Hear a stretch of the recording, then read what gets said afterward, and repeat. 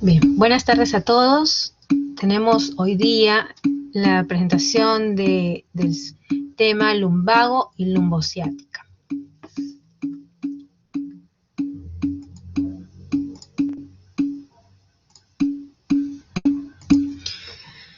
Bien, lumbago o lumbalgia se refiere al dolor que presenta el paciente indicando entre el borde inferior de las últimas costillas y el pliegue inferior del glúteo. Puede haber o no irradiación a una o a las dos extremidades inferiores. Y no necesariamente esta debe ser considerada de origen radicular porque en esos casos ya tendríamos otra denominación. Aquí mostramos, aparte de la columna lumbar, las 5 vértebras lumbares con sus características anatómicas y la región que es justamente referida a lumbago.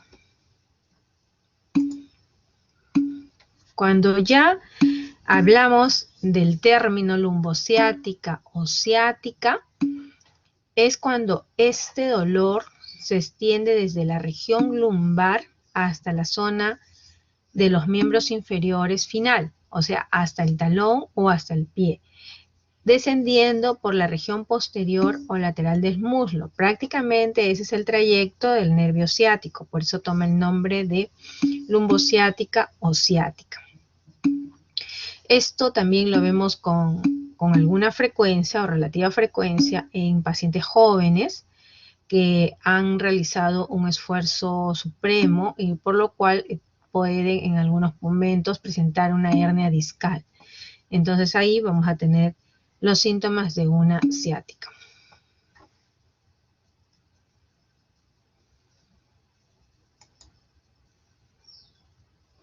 Esto lo vemos en forma crónica. La edad de presentación puede ir desde los 45, 40, algunas otras revisiones, y hasta los 65. Es ligeramente predominio en sexo femenino y se puede presentar prácticamente en un 9.4% de la población en general, la población global. A nivel mundial, produce una gran discapacidad que viene a localizar a esta dolencia a nivel lumbar en el 6º lugar de las patologías, sobre todo con gran impacto socioeconómico, puesto que la persona afectada deja de realizar su actividad económicamente activa.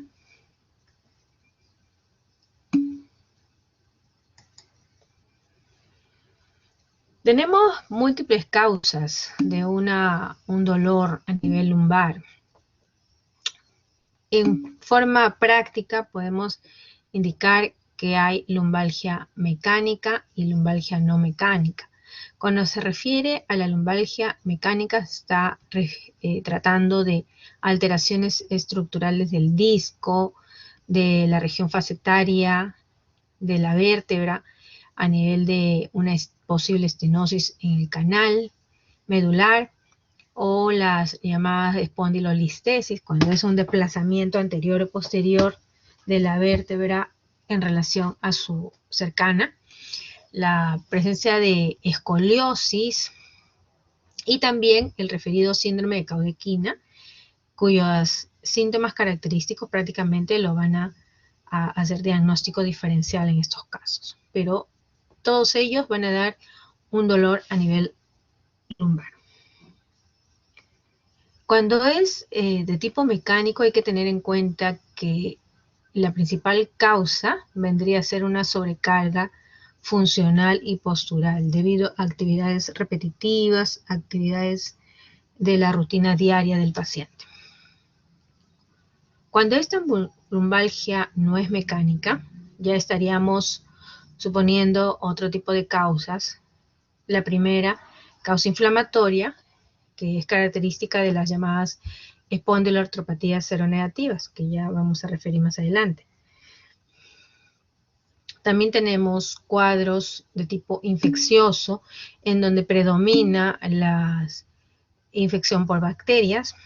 por micobacterias, hongos, espiroquetas, parásitos.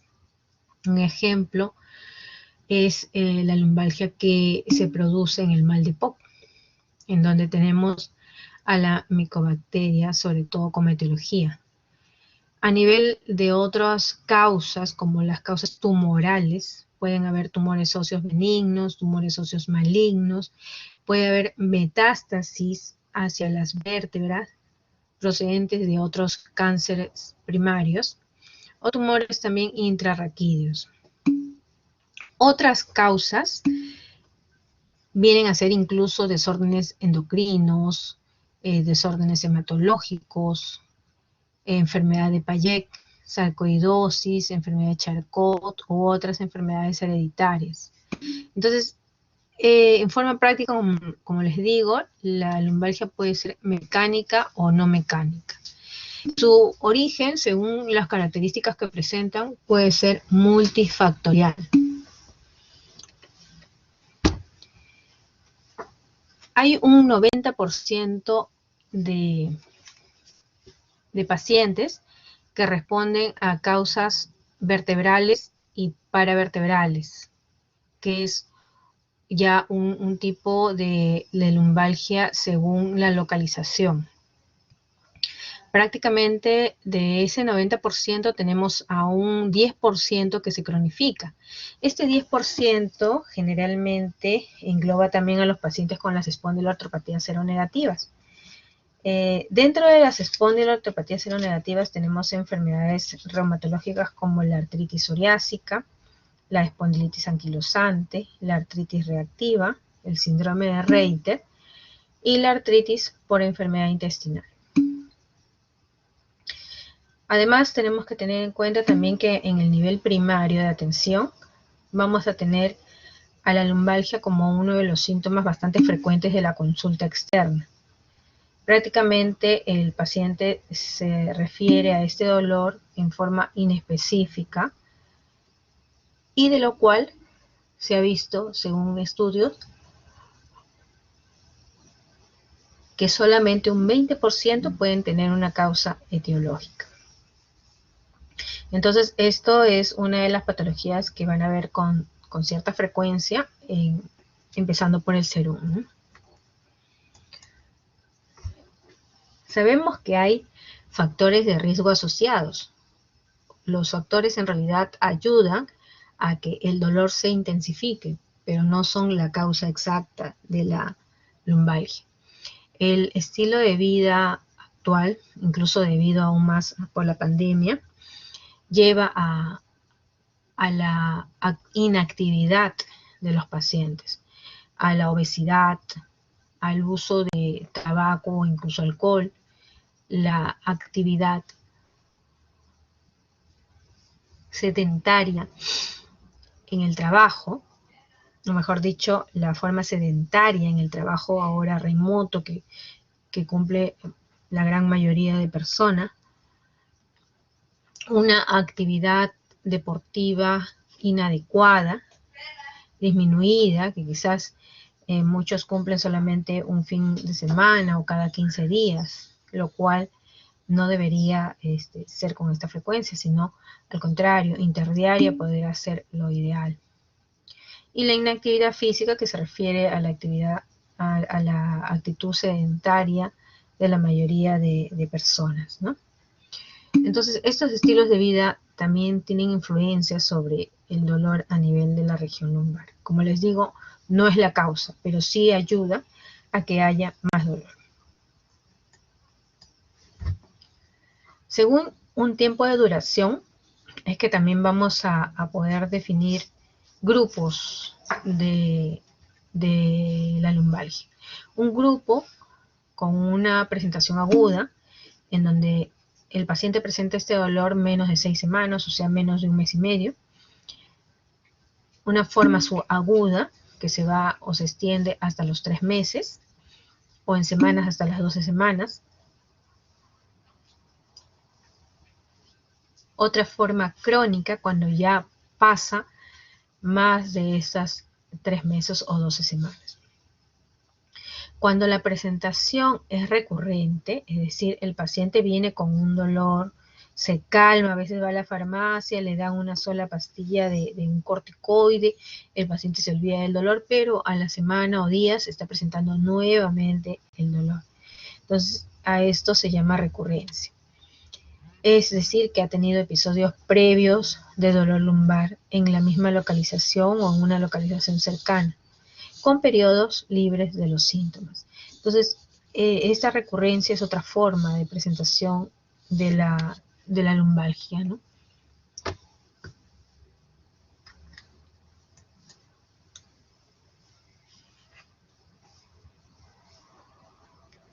Según los signos, según los síntomas que pueda presentar el paciente, también tenemos unas causas mucho más reconocidas a nivel del dolor lumbar. Cuando se trata de lumbalgia inespecífica, generalmente se puede hablar de traumas físicos o de actividad física intensa, lo que lleva a pensar en una lumbalgia mecánica, o con compresión incluso de esta región, pudiéndose hablar de una lumbalgia con estirpe radicular. Otros síntomas que son bastante inespecíficos puede llevar a una trauma previo como esguince, una distensión, en donde la lumbalgia se irradiaría a la región de las nalgas y presentaría un dolor prácticamente difuso, sordo, no bien específico por el paciente. Y que a pesar de que el paciente pueda realizar diferentes maniobras o echar o pararse, no habría mucha diferencia en cuanto a la intensidad del dolor que presenta el paciente. Cuando se trata de una hernia discal, sí, generalmente el dolor que nace desde la región de los glúteos va a ir incluso hasta debajo de la rodilla. Puede ser, en la mayoría de los casos, es unilateral, un solo lado. Y el paciente va a sentir que si se para, mejora el dolor, pero si se sienta, va a empeorar el dolor.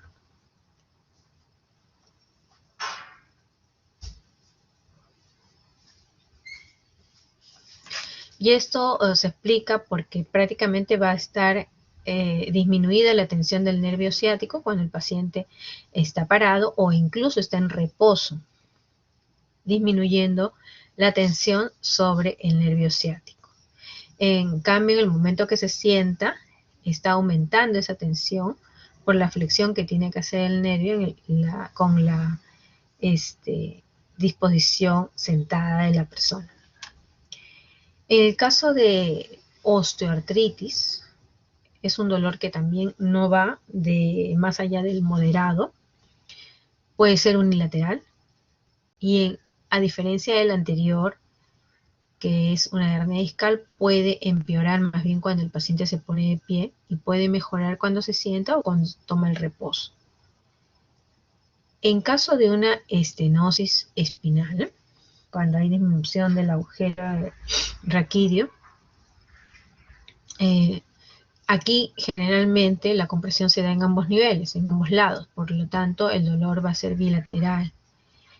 Va, al igual que en la osteoartritis, también empeorar en el momento que se para el paciente o mejorar cuando se sienta o cuando toma el reposo. Entonces lo único que diferenciaría entre el dolor lumbar por una osteoartritis o el dolor lumbar por una estenosis espinal sería la presentación de los dos lados afectados o la presentación de un solo lado afectado. Hay otros signos de alarma que sí especifican mucho más a esta lumbalgia. Cuando el paciente tiene una edad mayor de 50 años, cuando el paciente tiene antecedente de neoplasia,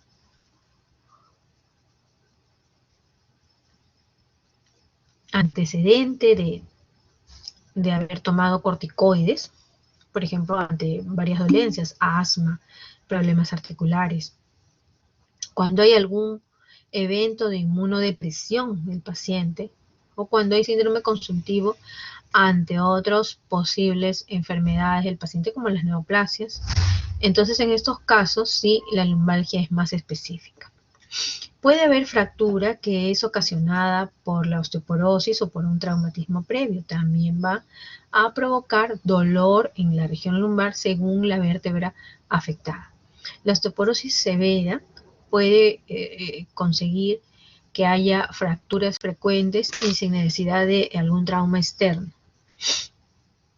Ante estas causas, obviamente la osteoporosis ya toma la denominación de severa. El paciente tiene que usar inmediatamente su tratamiento con ácido o con algún fijador y su calcio citrato.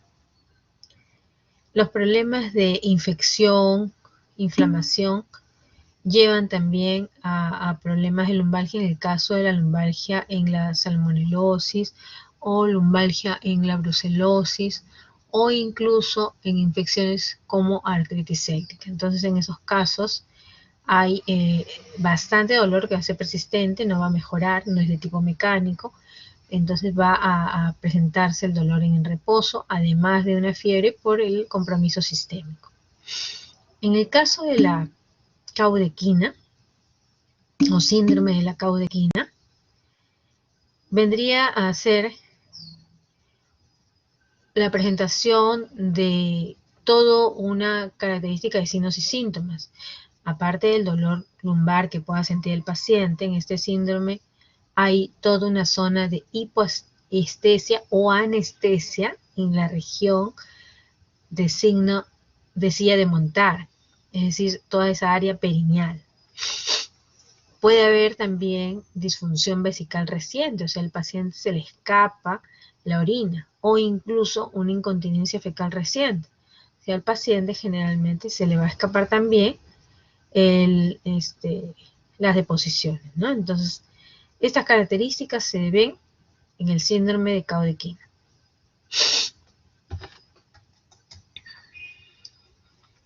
Y aquí en forma más específica, añadiendo otras causas más, otros signos de alarma más, tenemos que nuestros pacientes con síntomas lumbares no específicos, acuérdense del cuadro anterior, puede haber el paciente con dolor lumbar e irradiación, o el paciente que tiene dolor lumbar con signos o síntomas de alarma.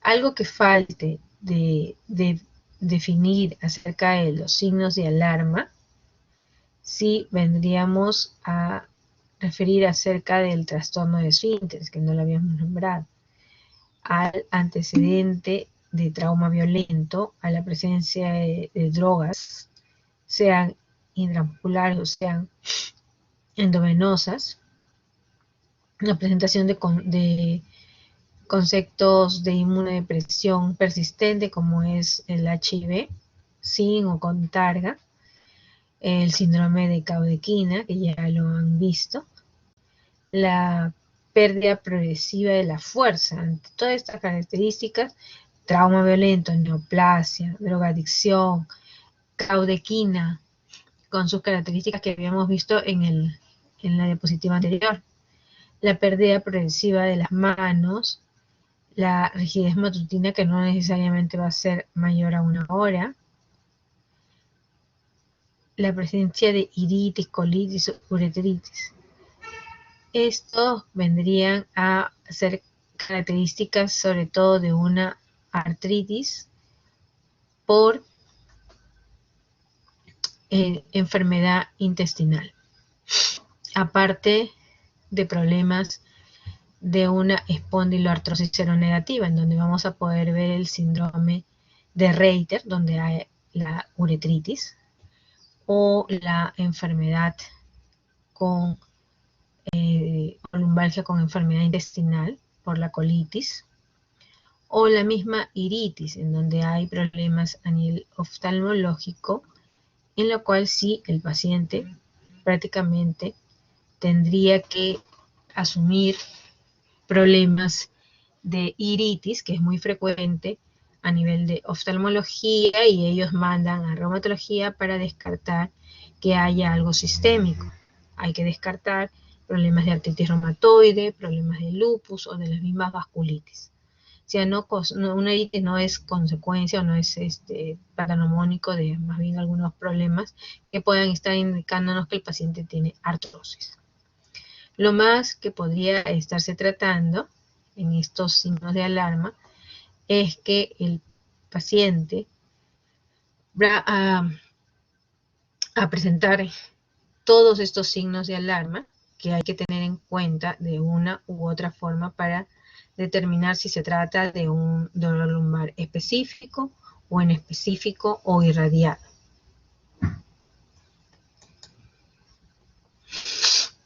¿Qué características puede tener este dolor lumbar? El paciente nos puede referir que hay un dolor de tipo superficial o de tipo profundo. Ellos lo pueden referir muy bien. Si es tipo quemazón, si es punzante, si es opresivo, si es tirante o si es eléctrico. Entonces, en todos los casos siempre hay que tratar de llegar a las características, ¿no?, exactas que nos van a guiar en el diagnóstico. Muchos pacientes solamente dicen tengo dolor, pero ya a consecuencia de nuestra interrogación es que tenemos que hacerle entender mejor al paciente la necesidad de saber un poco más de su anamnesis y poder ayudarlo adecuadamente. Esta columna lumbar, ya una vez en consulta externa, vamos a tener diferentes maniobras para poder evaluarlo. En una primera instancia, nosotros vamos a inspeccionar desde el momento en que entra al consultorio el paciente, verificándonos bien si tiene alguna alteración dentro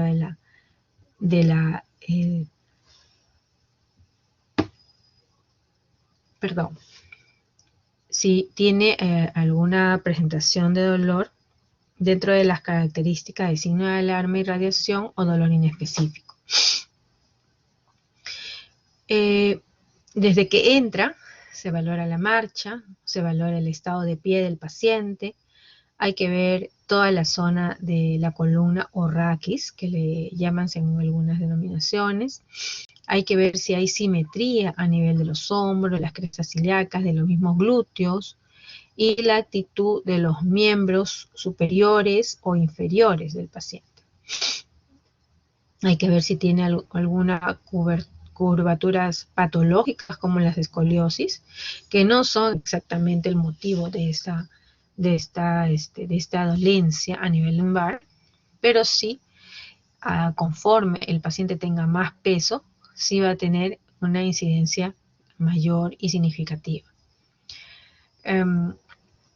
Ya en el momento del examen físico vamos a tener una exploración de esa movilidad articular, movilidad lumbar específicamente.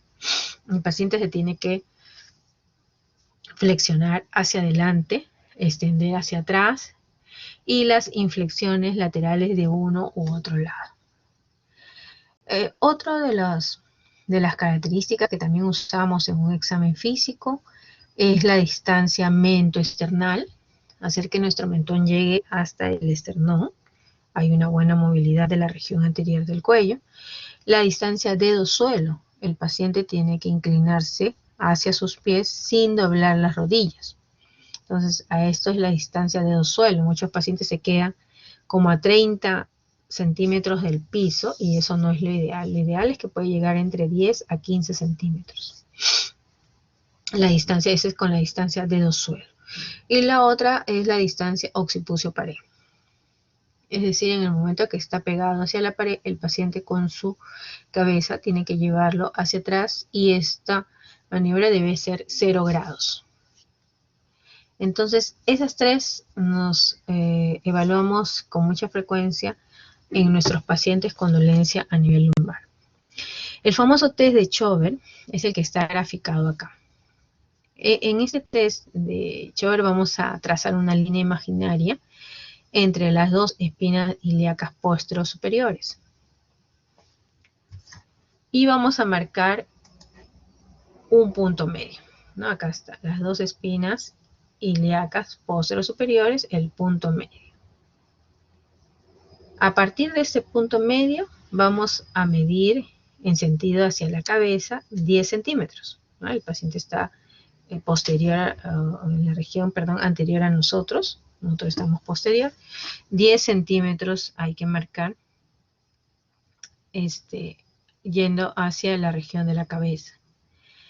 Lo normal sería que en el momento que el paciente se inclina hacia adelante o flexiona su columna, 10 centímetros debe aumentar 15 centímetros. Si no es así, si no aumenta, entonces quiere decir que el paciente pueda tener una rigidez lumbar, y es lo que vemos en una espondilitis anquilosante. Ahora, ¿cuál es lo que avanza más rápido? En realidad no hay estudios de eso, pero sí se sabe que es importante determinar sobre todo la movilidad de esa columna en el paciente. Una vez que se le aplica el test de Chover, nosotros podemos verificar si este paciente tiene o no rigidez lumbar. Y rigidez lumbar se halla en algunas patologías como la osteoartrosis a nivel de columna o la artritis reumatoide, también a nivel de columna lumbar. Luego que ya ubicamos la parte central, hemos hecho nuestro test de Chover, es importante que palpemos las espinas, las apófisis espinosas, perdón. Las masas musculares paravertebrales a cada lado de la columna también son muy frecuentes de contractura muscular y que provocan dolor a los pacientes. Entonces, aparte de ello, hay que buscar los puntos dolorosos. En la región posterior sabemos que tenemos los puntos dolorosos a nivel de glúteo y a nivel de la misma bursa trocantérica. De ahí otros exámenes similares no hay, no existen.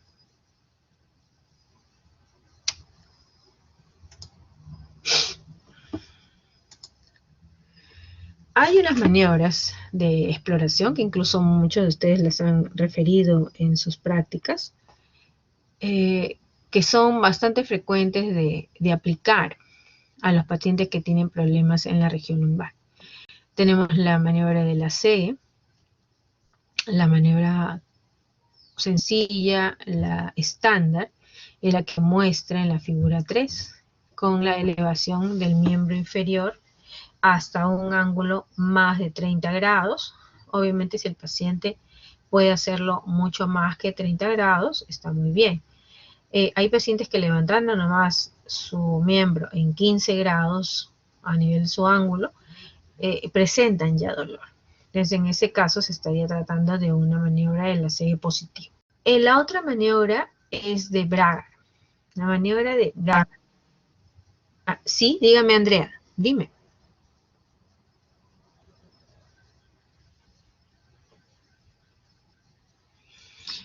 Bien, entonces la maniobra de Braga, en donde vamos a evaluar al paciente llevando la punta de su pie hacia adelante, de tal manera que estiramos incluso la región posterior que estaría comprendiendo a la trayecto del nervio ciático.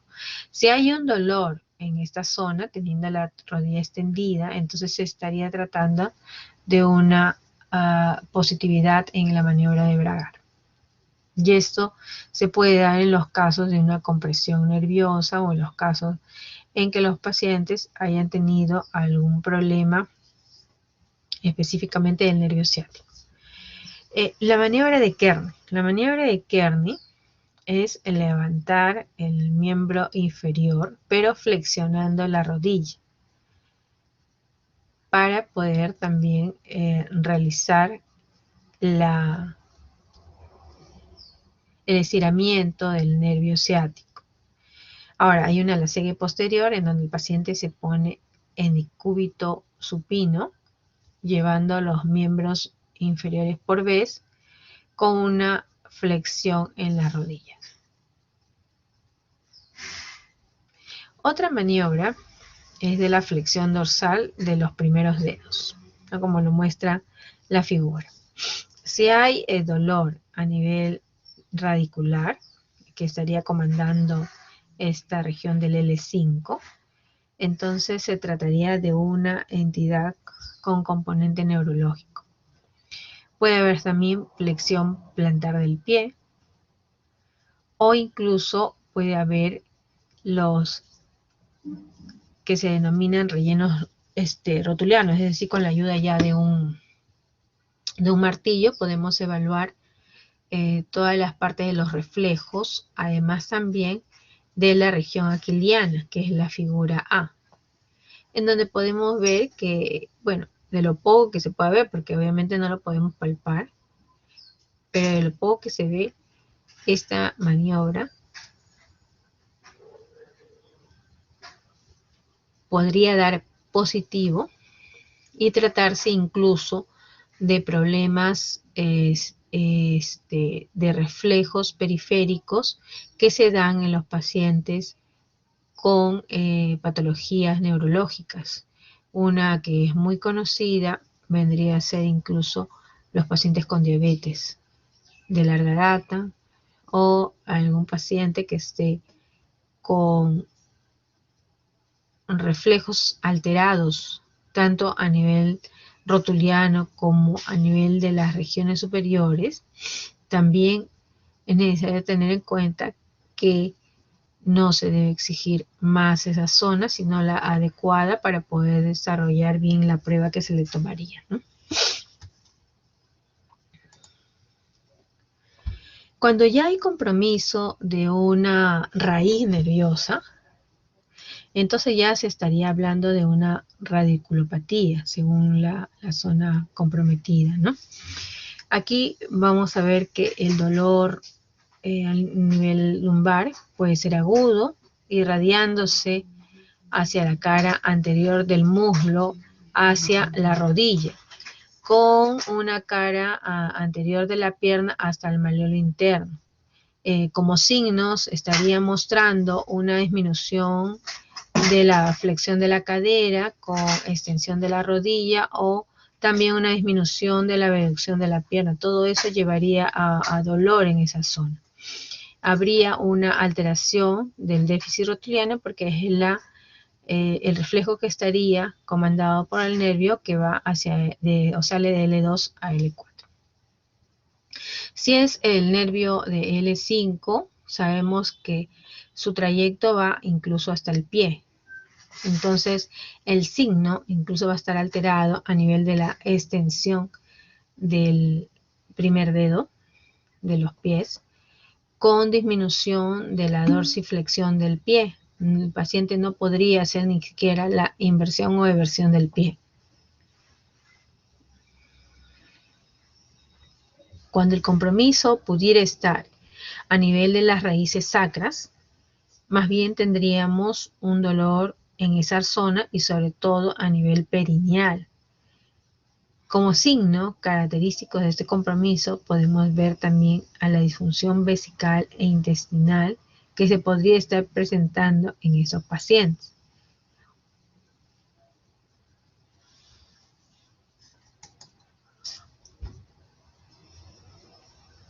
De manera gráfica, vemos que la raíz del nervio L4, miren, fíjense, por encima de la región glútea, va hacia la zona anterior del tercio inferior del muslo, llegando hacia la región anterior de la pierna y desembocando a nivel del quinto o primer dedo, perdón, en el pie.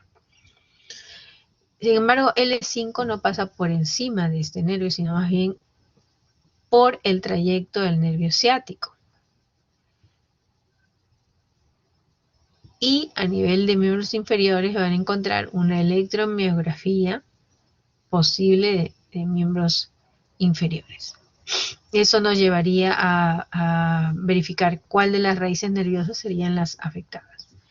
S1 sí está más hacia la línea media, engloba la región perineal.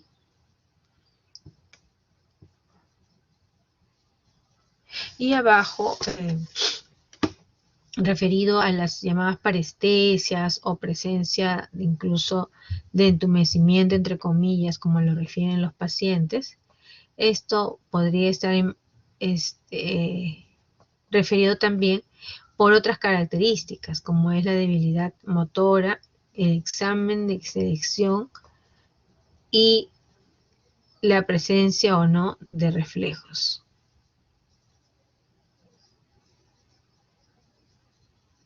Cuando hay extensión de cuádriceps, ahí podemos ver la extensión de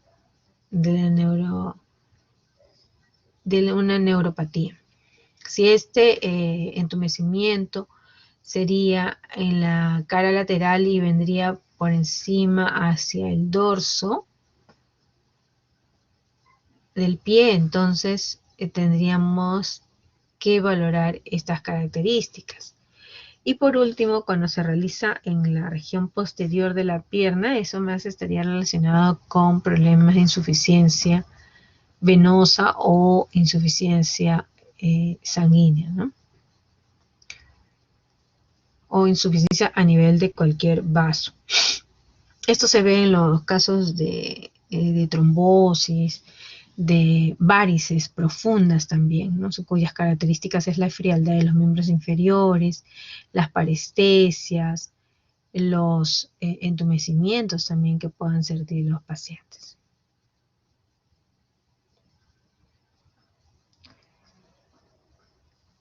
Bueno, aquí continuando, tenemos también que hay, ya hemos visto la debilidad motora, ahora un examen de selección y la presentación de reflejos.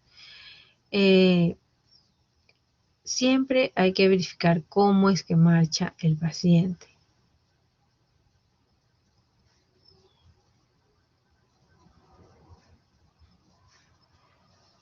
En cereales recomiendo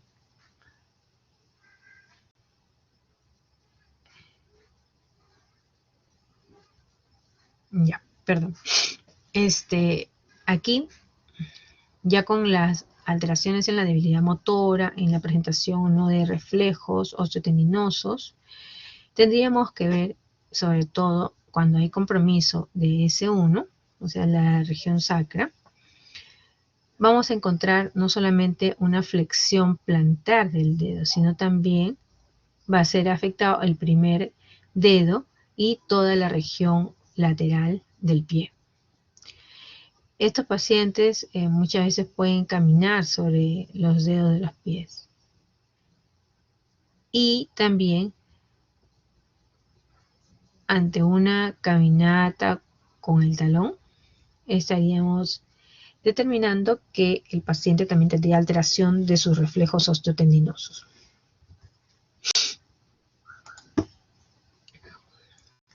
Obviamente con las características de una caudequina, de una, como habíamos visto, la alteración no solamente de la marcha, sino también la incontinencia tanto de esfínteres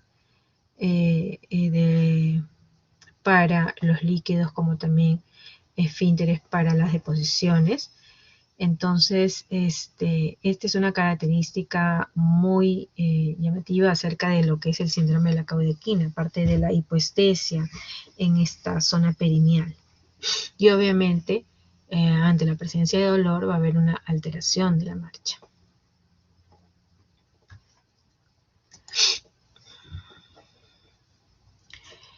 Para diagnosticar una lumbalgia, con exactitud no hay una prueba exacta de laboratorio, ni tampoco una de imágenes. Incluso hasta la misma radiografía, que puede salir bien o no, la resonancia es a nivel de una circunscripción de los síntomas hacia uno u otra enfermedad. Entonces nos llevaría a tomar diferentes exámenes y pruebas de ayuda diagnóstica. Es importante que siempre todo sea dirigido hacia la localización de estos signos y síntomas, ¿no?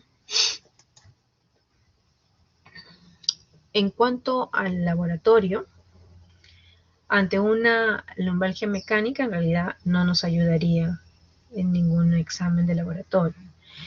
Pero ante una lumbalgia inflamatoria, sí podría ayudarnos los redactantes de fase aguda, sobre todo una proteína C reactiva. Un HLA-B27 es positivo en los casos de una espondilitis anquilosante con más frecuencia, pero no es una característica patognomónica. Además, por su alto costo, en realidad lo que sería mejor utilizar serían las características clínicas del paciente y algunos exámenes de ayuda diagnóstica.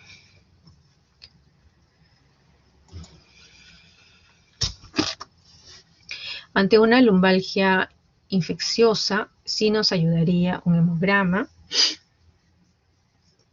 una prueba quizás para ver algunos gérmenes como la salmonela, ¿no?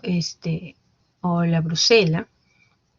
La aplicación de cultivos también para ayudarnos en el caso de algunos procesos infecciosos, o la presentación de mal de Poc, por ejemplo, o de artritis infecciosa en esa zona. Ante la lumbalgia tumoral, sí, aquí es importante los redactantes de fase aguda y sobre todo los marcadores tumorales.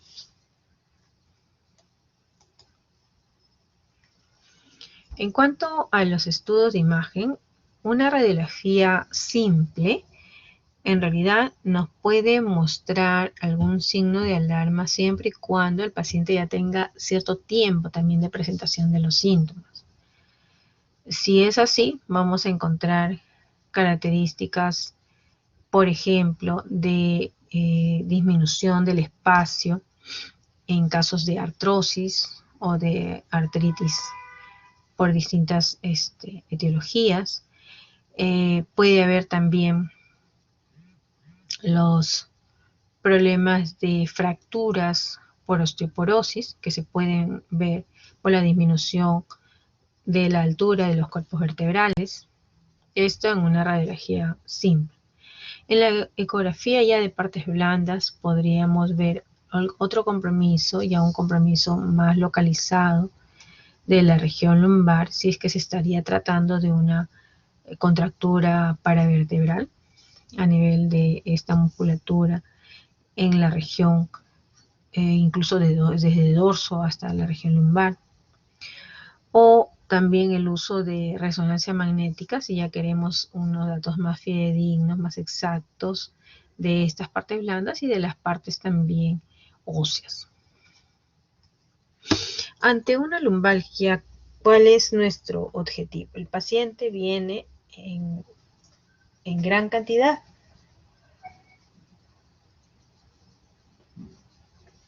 Con este diagnóstico, con esta presentación del síntoma en la región lumbar. Entonces lo que queremos, aliviar el dolor, disminuir la discapacidad. Quizás el paciente no puede caminar, no puede flexionarse hacia adelante, o al movilizarse en región lateral está presentando un dolor intenso.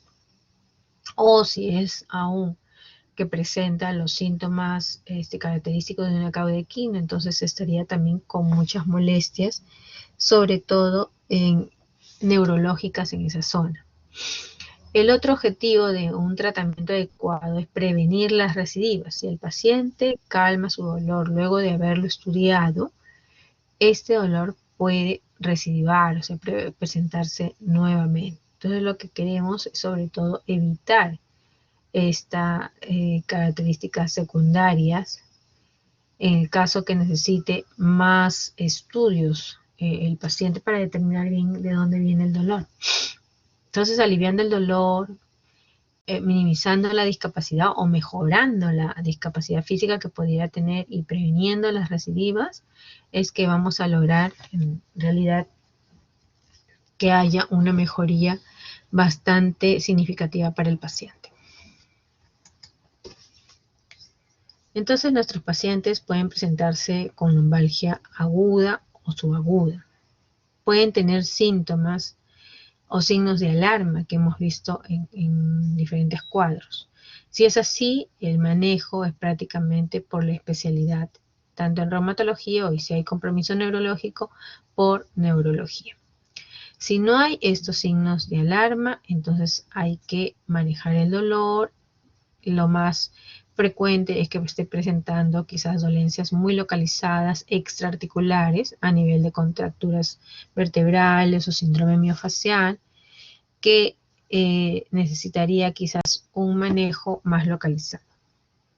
En estos casos, si es partes blandas, no nos va a ayudar de nada los exámenes de imágenes, ¿no?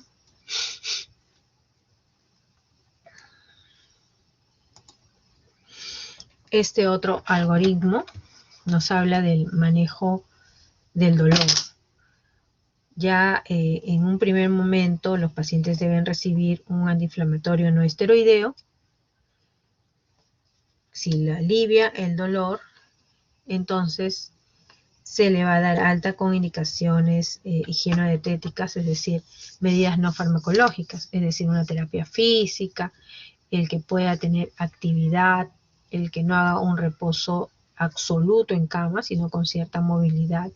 Y sobre todo, muchas veces tenemos la idea errónea de que cuando se tiene dolor en la región lumbar es necesariamente necesario utilizar fajas y corsés, y eso más bien es contraproducente. Entonces no se deben usar este tipo de compresiones en el caso de una sintomatología a nivel lumbar. Cuando no se aliviara el dolor solamente con AINES, hay que tomar también la terapia física, pero ya más dirigido con incluso manipulación de las partes blandas y uso no solamente de analgésicos, sino también de relajantes musculares. Si no hay alivio del dolor aún así, entonces hay que iniciar el tratamiento con opiáceos débiles, y dentro de estos opiáceos débiles puede estar el tramadol. Lo que más se ha visto es que estos pacientes pueden tener un alivio del dolor a lo largo del tiempo, a lo largo de la evolución. Entonces hay que tratar de verificar cuál sería su esquema para lograr ese alivio. Si no, aún así no hay alivio de ese dolor, hay que siempre reevaluar los signos de alarma.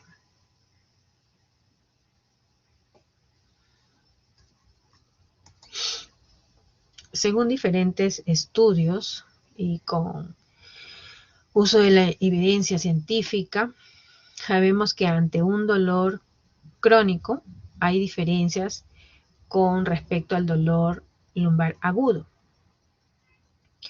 Una principal diferencia viene a ser el ejercicio. Si el paciente tiene dolor lumbar crónico, que ya ha ido su cuerpo experimentando los antiinflamatorios o quizás corticoides o relajantes musculares, entonces se requerirá quizás de que haya otra aplicación de analgésicos o de AINES, que hay diversos tipos, o de relajantes musculares, incluso de antidepresivos y las llamadas manipulaciones por medicina física. Entonces, en estos casos tenemos una eficacia bastante aceptable, así como también hay que verificar que la evidencia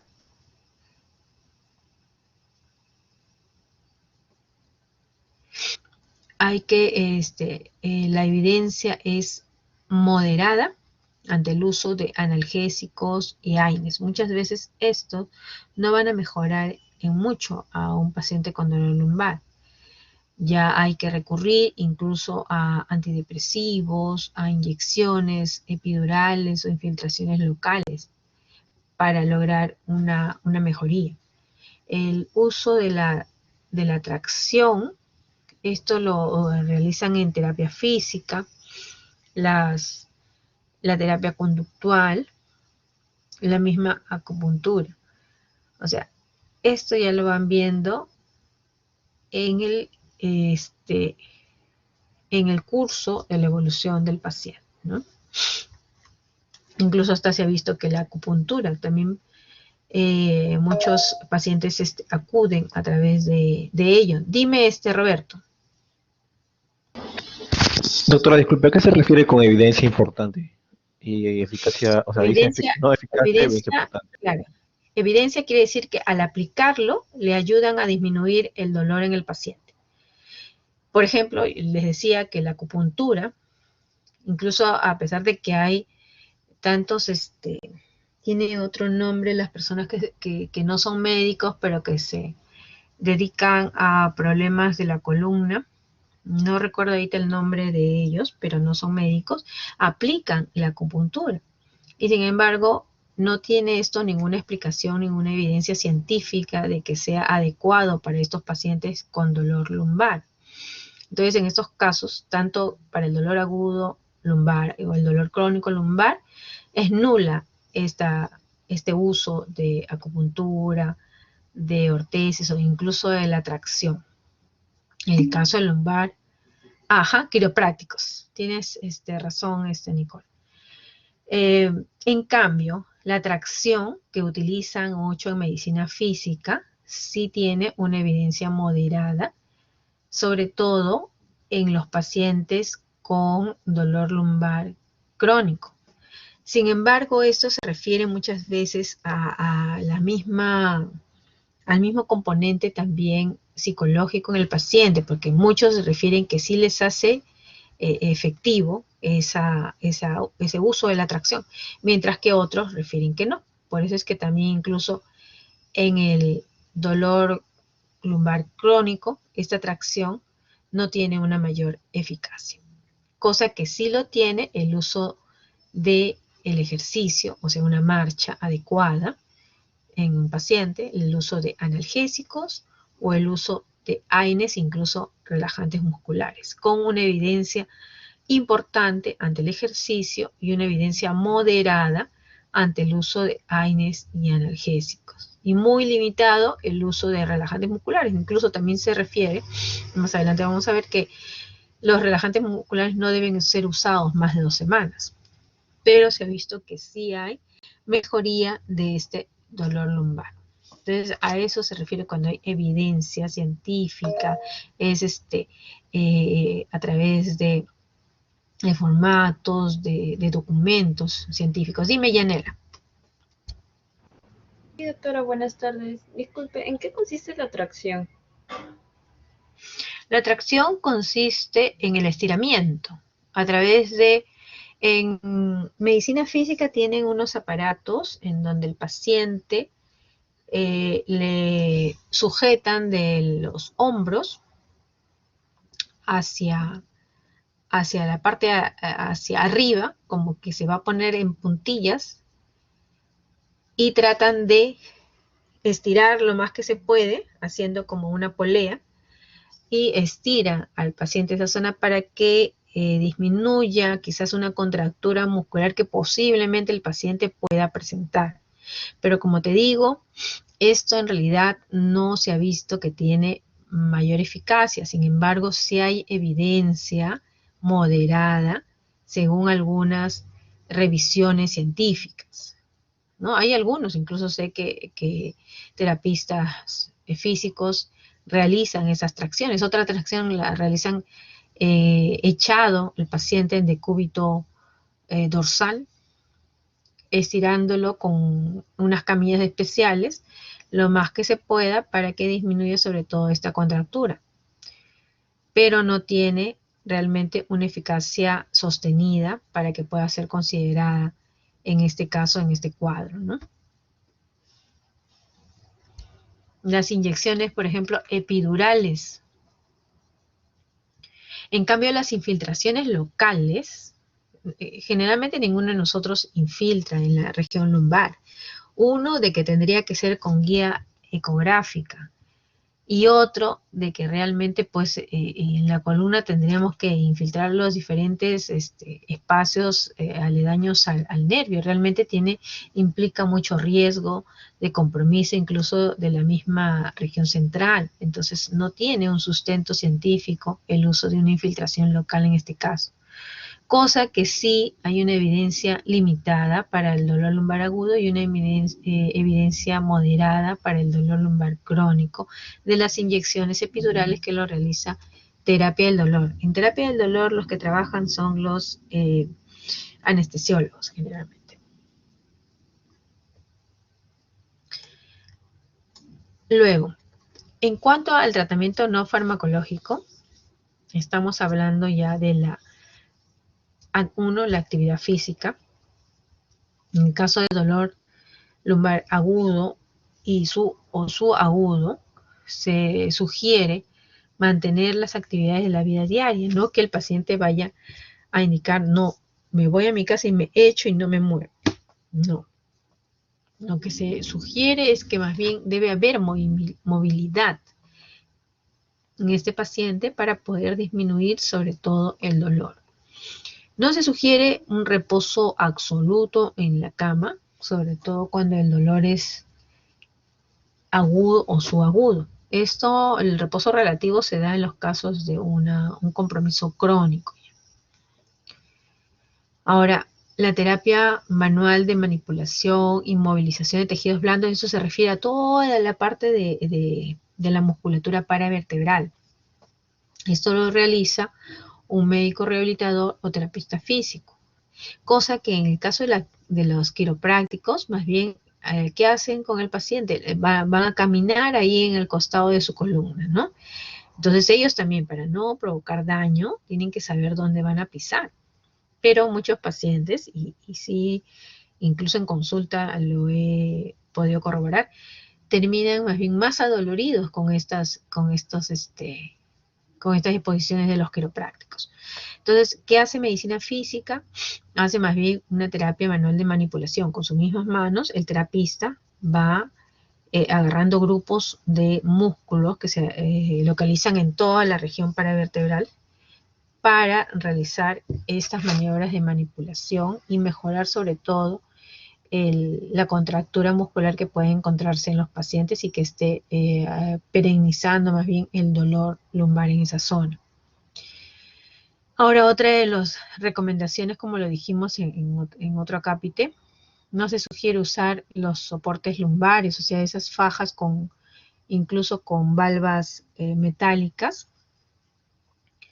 para manejar una lumbalgia aguda o subaguda. Generalmente esas valvas o esas fajas se utilizan para los casos de pacientes con fracturas vertebrales, ¿no? En esos casos sí utilizarían eso. En el caso de una lumbalgia aguda, subaguda, que posiblemente incluso se van a autolimitar, no es necesario comprimirlo de esta forma con estas fajas, ¿no?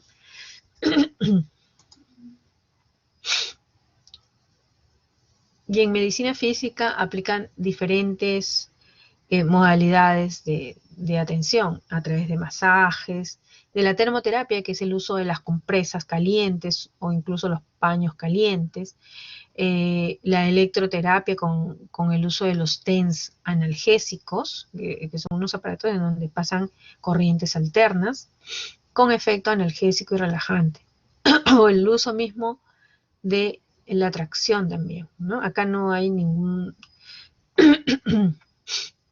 dibujo de ello, pero por ejemplo, algo también parecido es ahí en esa imagen donde el paciente está movilizando una rueda. Entonces, en el momento que el paciente estira su brazo hacia atrás, miren, lleve el hombro hacia atrás, prácticamente está estirando esa articulación y está produciéndose una movilización en tracción. Para nuevamente, en el momento de que va como a 10 en horario, va a ir disminuyendo esa tracción, disminuye en 6, 3 y nuevamente aumenta para el otro lado en sentido horario a nivel 3, del 2, de las 12, ¿no?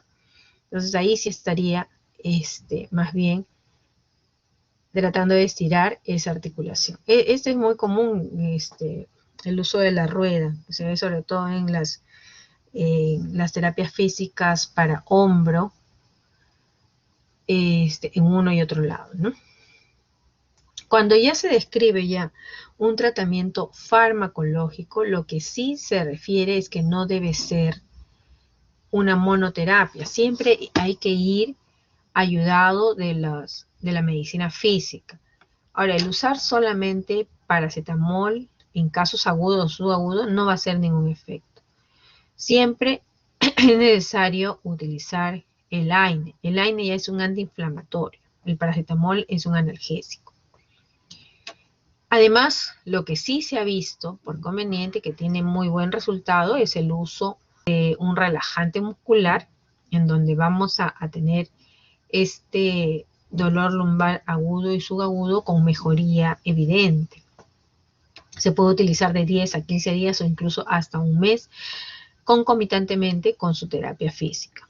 Ya para dolores más intensos y que no calmen inmediatamente o que persistan o recidivan, ya se sugiere el uso de un opiáceo débil, en donde está considerado el tramadol o la codeína. Entonces, en estos casos, sí, esto se puede iniciar después del uso de un AINE que no ha tenido resultado. A esto en forma gráfica se llama la escalera analgésica de la Organización Mundial de la Salud, donde el primer escalón hablan de los AINES con el paracetamol, más el uso del AINE en estos casos de lumbalgia. Si no hay mejoría o no hay una respuesta completa, entonces ya se utilizaría un opioide menor, en donde está considerado ya el tramadol o la codeína. Acuérdense también el famoso Saldiar, que es la unión de paracetamol con tramadol. Entonces, esta es una buena también combinación que se utiliza en muchos pacientes con mejoría sobre todo de sus síntomas. Ya en una escalera mayor, si no hay respuesta a este opioide menor, entonces ya se tiene que pasar a opioides mayores, y esto ya es atendido por terapia del dolor, con el uso o con la actividad de los anestesiólogos. Aquí ya se usa morfina, buprenorfina, fentanilo, ya son otro tipo de medicamentos. Ahora incluso tenemos parches de buprenorfina que se utiliza en la región lumbar, también con una mejoría al menos moderada. Y por último, un tratamiento raquídeo que la mayoría no quiere someterse. Esto se da en los casos ya de unas hernias discales mayores, en donde sí el tratamiento sería con neurocirugía. Los fármacos que van a ayudar a mejor disposición de estos otros son fármacos adyuvantes, en donde estarían a la mano también los corticoides, que nos ayudan a disminuir sobre todo el proceso inflamatorio, pero en ciertas entidades, no en todo.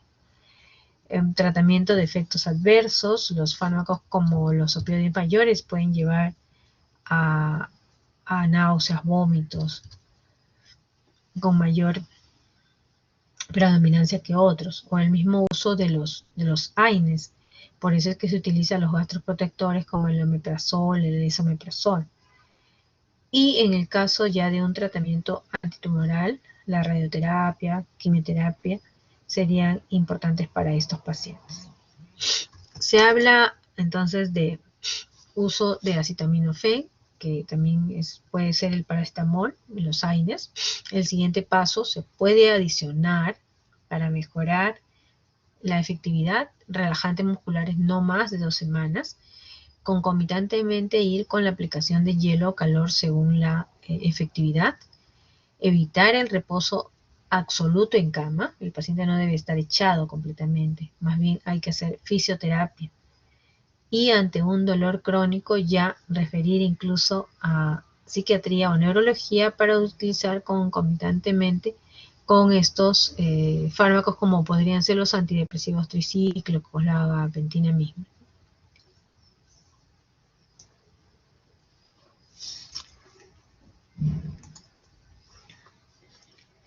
En realidad, el pronóstico de una lumbalgia inespecífica es buena porque se autolimita. Lo único que, según el proceder de cada paciente, puede durar pocas semanas a muchas semanas. El 90% de los pacientes van a mejorar en 3 días hasta 6 semanas. pero hay que considerar que hay un porcentaje bastante importante, más del 50%, que tiene recurrencias. Por eso siempre hay que ir a la causa principal de esta dolencia. No vamos a esperar que con una sola pastilla, muchas veces lamentablemente es dexametasona, al paciente le calman todos sus síntomas, pero no pueden determinar bien que no vuelva a ocurrir, o sea que no puede haber recurrencia porque no se sabe la causa exacta de la dolencia. En realidad, el paciente con lumbalgia se le da de alta cuando su funcionalidad mejora y se va a conducir con un desempeño adecuado. ¿Cómo hay que hacer para prevenir de todas maneras estos problemas lumbares? Porque mucha gente joven tiene estos problemas. Va a nivel de 3 pilares hay que prevenir. Los pesos. El coger algo del suelo, si es bastante pesado, debemos pensar que no lo podemos hacer así como la figura, ¿no? Con nuestras piernas extendidas estamos prácticamente colocando mal nuestra columna. Por el contrario, hay que encoger la rodilla y levantar el peso. Asimismo, hay que evitar bajar pesos de algún sitio alto hacia nosotros por encima de nuestros hombros, de tal manera que podemos perder quizás fuerza y nos puede caer encima ese contenido. Entonces siempre con este respecto hay que prevenir, ¿no? Una postura correcta, ejercicios de fortalecimiento, control del peso. El peso tiene mucho que ver, sobre todo cuando el paciente tiene sobrepeso o cierta obesidad, que lo va a limitar en muchos casos. La actividad física adecuada, regular. Hay que evitar en toda costa pues estar con esfuerzos intensos en esta paciente.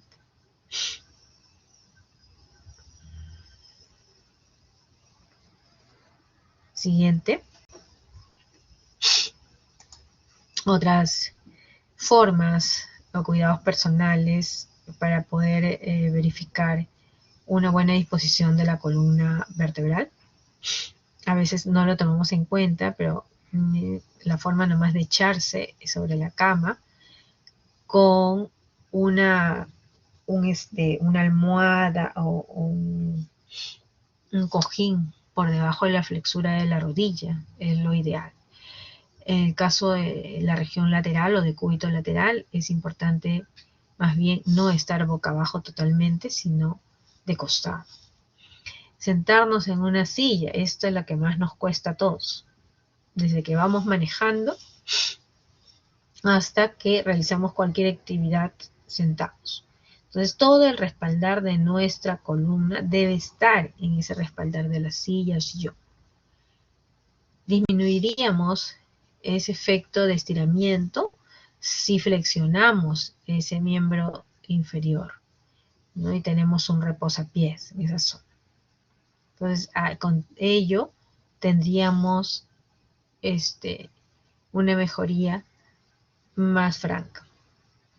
Lo que les decía antes, ¿no? Realizar actividades, recoger los elementos que están en alto sin pasarlos sobre los hombros, empinándose la persona, como esa imagen que dice, no, más bien hay que tener un altillo, sacar lo que necesitamos de arriba y bajarnos nuevamente para poder llevarlo al mismo nivel de nuestro objeto solicitado, ¿no?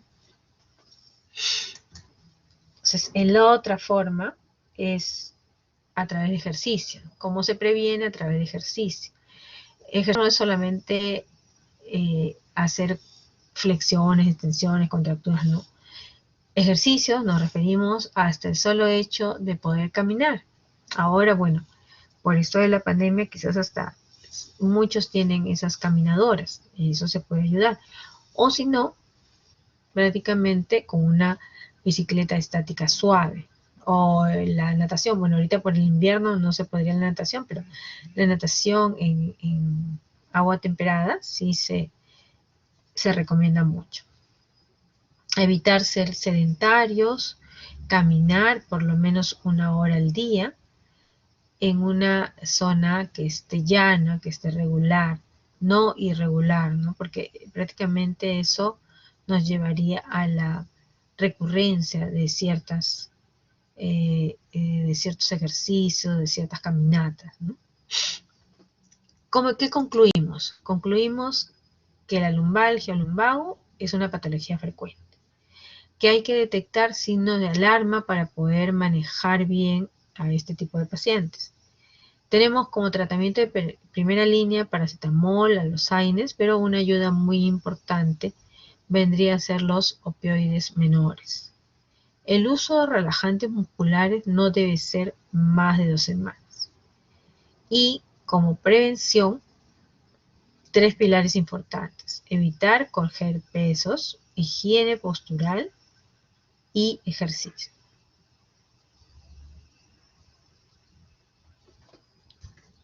Ahorita, bueno, es prácticamente la posición de todos nosotros, estar varias horas frente al computador, en todo caso que sea lo más adecuado posible, con los hombros relajados, con nuestro cuerpo en un ángulo de 90 grados, con la luz de la pantalla más o menos más de 50 centímetros de espacio. Ajustar bien sobre todo la distancia entre la mesa y el sello.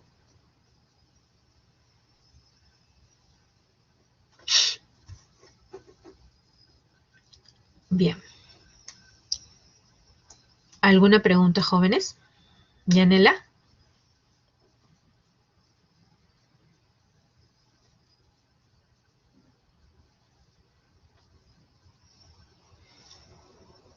Cristian González. Sí, Arnaldo doctora. Álvarez. Dime, ¿hay alguna pregunta, alguna duda o quieres hacer alguna aporte? No, doctora, muchas gracias por la exposición, todo claro. Bien, ¿alguna otra cosa, jóvenes? Creo que tienen una clase a las 4, me dijeron.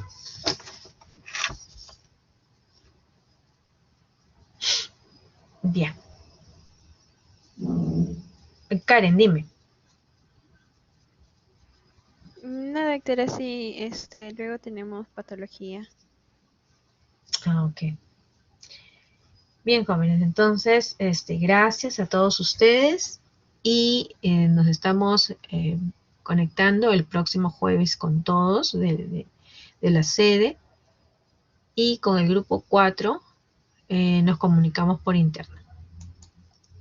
Gracias y buenas tardes. Gracias, doctora.